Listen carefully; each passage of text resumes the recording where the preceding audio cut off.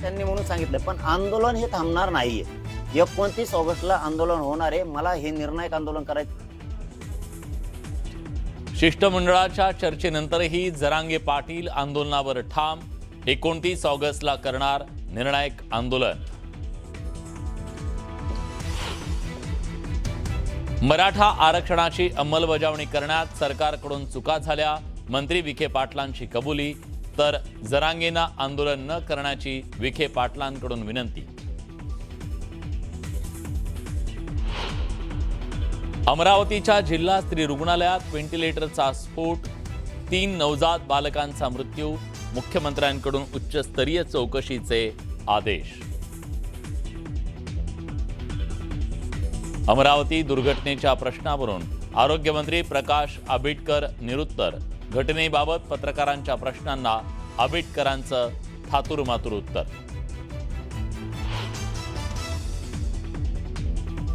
शेतकरी कर्जमाफीचा दुसरा हप्ता जारी. 6 लाखापेक्षा अधिक शेतकऱ्यांना 5,086 कोटी रुपये वितरित.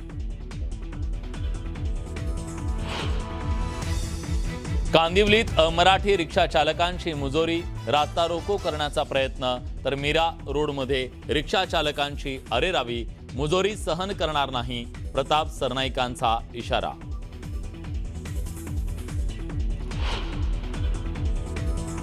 वर्ध्याच्या हिंगणघाटमध्ये स्मार्ट मीटर विरोधात जन आक्रोश मोर्चा. शरद पवारांच्या राष्ट्रवादीचे नेते सहभागी. तर चंद्रपुरातही सरकारच्या धोरणांविरोधात काँग्रेसचा बैलगाडी मोर्चा.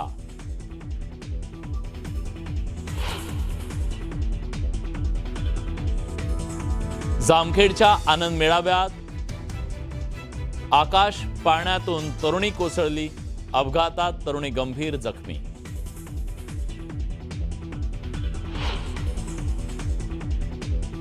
कपिल देव आणि सुनील गावस्करांसह 21 माजी क्रिकेटपटूंचं पाकिस्तानचे माजी पंतप्रधान इम्रान खान यांच्याबद्दल पंतप्रधान शहबाज शरीफ यांना पत्र.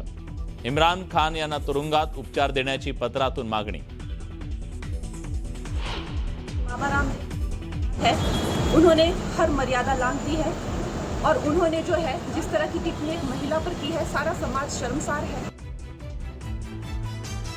कंगना रनौत यांचा रामदेव बाबांवर जोरदार पलटवार.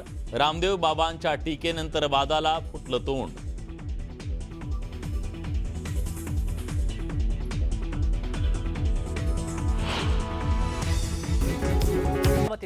इथं राज्यातली एक अत्यंत सुन्न आणि काळजाचा ठोका चुकवणारी घटना घडली.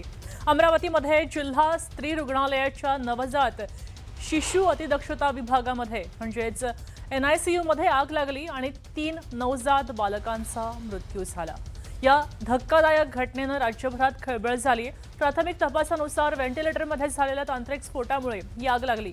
रुग्णालयाच्या 3ऱ्या मजल्यावर असलेल्या NICU विभागामध्ये पहाटे 3:30च्या सुमारास ही भीषण दुर्घटना झाली. अतिदक्षता विभागात असलेल्या व्हेंटिलेटरमध्ये अचानक शॉर्ट सर्किट झालं आणि भीषण स्फोट झाला. क्षणार्धात संपूर्ण वॉर्डमध्ये धुराचे लोट पसरले. आगीचं तांडव सुरू झालं.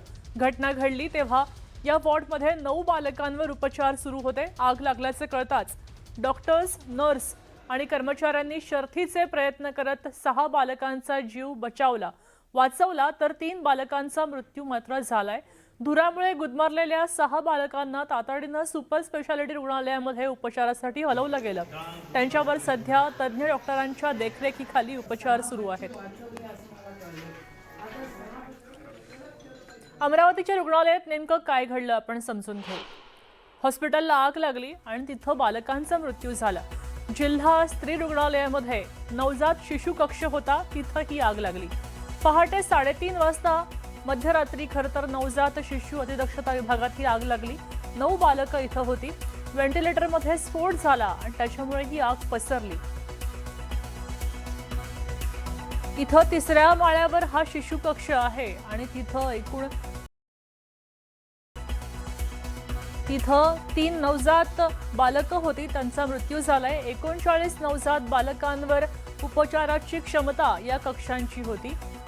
अतिदक्षता विभागात 9 बालकांवर उपचार सुरू होते. आग लागलेली इमारत नवीन होती असंही कळतं. वर्षभरापूर्वीच नवजात शिशु अतिदक्षता विभाग सुरू झाला होता. अजित पवारांच्या हस्ते या रुग्णालयाचं लोकार्पण झालं होतं. यापूर्वी 2022 मध्ये रुग्णालयाला आग लागली होती. दरम्यान अमरावती स्त्री रुग्णालयामध्ये इतकी भयंकर घटना घडून सुद्धा आरोग्यमंत्री प्रकाश आंबेडकर यांना मात्र काहीच माहिती नाही असं समोर आलं. घटना का घडली, घटनेमागची कारणं काय, व्हेंटिलेटरचा स्फोट का झाला, कंपनीवर काय कारवाई करणार, या पत्रकारांच्या प्रश्नांना आरोग्यमंत्र्यांनी केवळ वेळ मारून नेण्याचा प्रयत्न केला. सगळ्या प्रश्नांवर दोषींवर कारवाई होईल, उच्चस्तरीय चौकशी होईल अशी जुजबी ठरलेल्या साच्यातली उत्तरं त्यांनी दिली.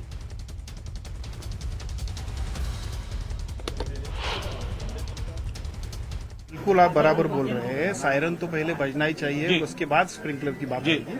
ये दोनों अगर अगर नहीं हुआ है तो उसके लिए भी जो कुछ प्रॉब्लम है उस प्रॉब्लम के मूल तक जाएंगे और हम लोग उस पर कारवाई करेंगे. जी घटना घडली ती अतिशय दुर्दैवी आहे. त्या घटनेतल्या दुर्दैवीपणातनं काही गोष्टी आम्हाला शिकाव्या लागतील आणि काही गोष्टींबद्दल जे याच्यामध्ये दोषी असतील त्यांना सुद्धा जबाबदार धरावं लागेल.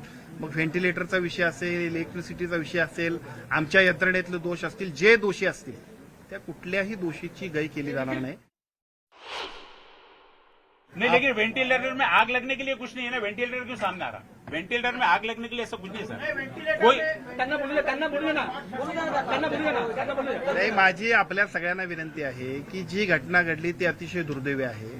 त्या घटनेतल्या दुर्दैवीपणातनं काही गोष्टी आम्हाला शिकाव्या लागतील.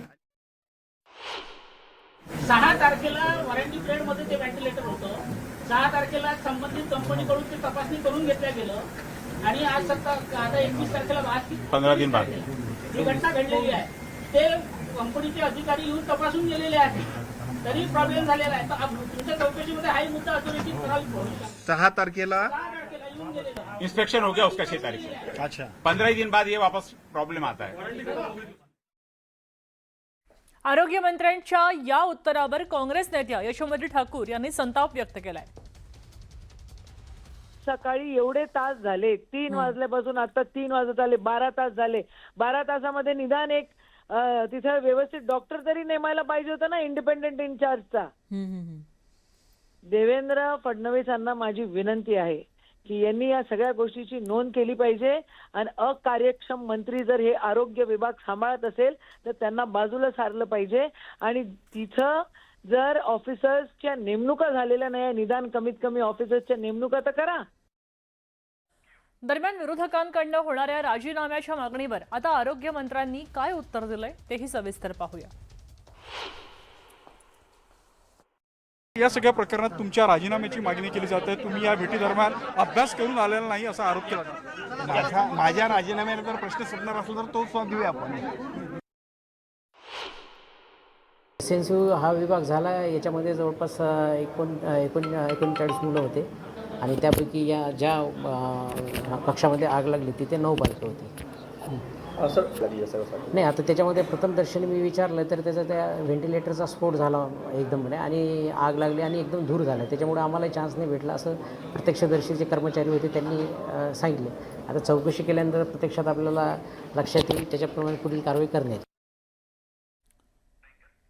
रुग्णालयाला आग लागली आणि त्यानंतर उपस्थित नर्स, डॉक्टर आणि कर्मचारी सगळ्यांनी धाव घेतली. बालकांना बाहेर काढायचे प्रयत्न केले, पण केवळ 6 बालकांना काढण्यात यश आलेलं आहे. एकाएकी म्हणजे वेळच नाही भेटला, एवढा स्फोट होता, आग लागली होती. त्यावेळी एकूण किती बालकं ॲडमिट होते?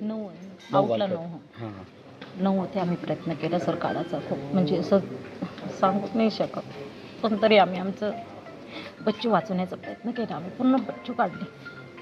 धूर एवढा होता की ते लगेच सरांना फायर ब्रिगेडवाल्यांना बोलवलं, सिक्युरिटीनं खूप मदत केली.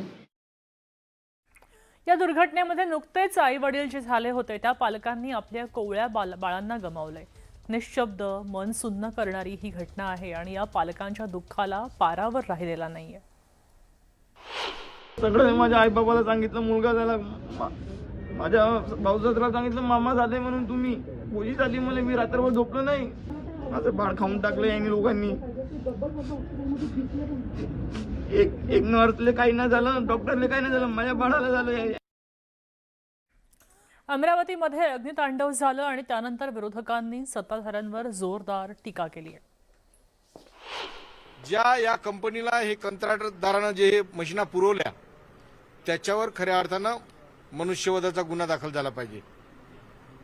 आमचे पालकमंत्री येतात, पालकमंत्री नेहमीच अमरावतीत येतात, त्यांचं अतिशय प्रेम आहे अमरावतीवर, परंतु शासकीय कामावर प्रेम न करता पक्षाच्या वाढीवर प्रेम करतात आणि ह्या अशा ज्या गोष्टी आहेत प्रशासनाच्या त्याच्यावर दुर्लक्ष करतात. म्हणून पालकमंत्र्यांनी सुद्धा राजीनामा दिला पाहिजे. आता राज्याचे जे मुख्यमंत्री आहेत देवेंद्र फडणवीस ते हे राहुल गांधीमुळे झालं असं म्हणणार आहेत का? काय की पंडित नेहरूमुळे झालं? तुमचं राज्य हे रसातळाला गेलेलं राज्य, आरोग्य, शिक्षण, रस्ते विभाग, कुठे एकही खातं नीट चालत नाही. मुलं जळली जात आहेत, मारली जात आहेत, खड्ड्यामध्ये लोक पडून मृत्यू होत आहेत आणि तुम्ही हे राहुल गांधीची स्पर्धा करताय. राहुल गांधीची स्पर्धा तुम्हाला शक्य नाही देवेंद्र या क्षणी. अतिशय दुःखद घटना आहे. 3 लहान बालकांचा मृत्यू त्या आगीमध्ये झालेला आहे जी हॉस्पिटलमध्ये लागली होती आणि काही 6 बालकं अजून सुद्धा सिरियस आहेत असं आम्हाला कळतं. या हॉस्पिटलचं फायर ऑडिट होणं महत्वाचं आहे. पण काय होतं की नुसतं ऑडिट केल्यासारखं दाखवलं जातं पण त्याच्यात कुठं कधीच काही पुढं होत नसतं. त्यामुळे या महाराष्ट्रामध्ये असणाऱ्या प्रत्येक हॉस्पिटलचं ऑडिट होणं महत्वाचं आहे असं आमच्या सगळ्यांचं मत आहे. विरोधकांनी टीकेचा घणाघात केला आणि असं असताना सत्ताधाऱ्यांनी मात्र दोषींवर कारवाई होईल, कुणालाही सोडलं जाणार नाही असं आश्वासन दिलं. अतिशय दुर्दैवी प्रकार आहे. उच्चस्तरीय चौकशीचे आदेश तर दिलेच आहेत, पण सातत्याने जे NICU असतात त्याच्यामध्ये आपण फायर ऑडिट करत असतो.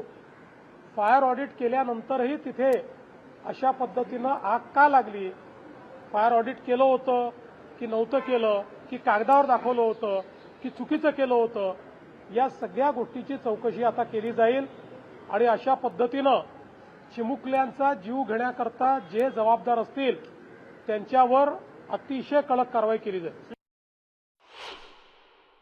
जेव्हा आता आग लागते आणि फायरची जी गोष्टी असतात ऑडिट झाले आहे का ते पाहावं लागेल आणि जे स्प्रिंकलर आहे ते का सुरू नाही झाले, कारण आता आपण सगळे पत्रकार सोबत आतमध्ये उभे होतो तर तेव्हा तो 1-1, 2-2 स्प्रिंकलर सुरू होते. त्याची ऑडिट कोण करताय, त्याला मॅनेज कोण करताय आणि का सुरू नाही झाले आणि सिलेंडर आतमध्ये असल्यानंतर ते कसा ब्लास्ट होते ते सगळी गोष्टीची इन्क्वायरी करणार आणि मी स्वतः मंत्री महोदयशी बोलणार आहे.